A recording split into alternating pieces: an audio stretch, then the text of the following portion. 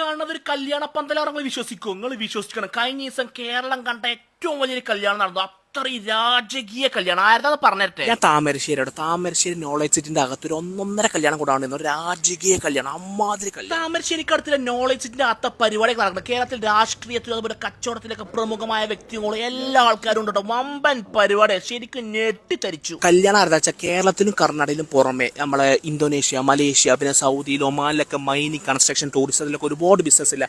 Anappara group of കമ്പനീസിന്റെ Ismail ഖാന്റെ മോന്റെ കല്യാണം കൂടാണ്. നബീലിന്റെ കല്യാണം വമ്പൻ പരിപാടിയാണ്. ഫുഡിന് മുമ്പ് നമുക്ക് ഡെക്കറേഷൻ ഒന്ന് കാണിക്കുക.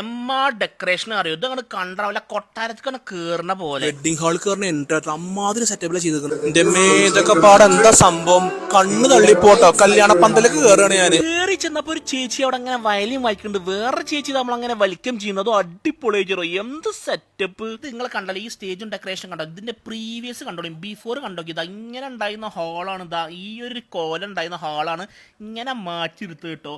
അത് ഇവൻസിനെ സമ്മതിക്കാം. നമുക്ക് ഇവൻസിനെ പരിചയപ്പെടാം. അതിന് മുമ്പ് ചെക്കനും പെണ്ണൊക്കെ വന്നിട്ടുണ്ട്.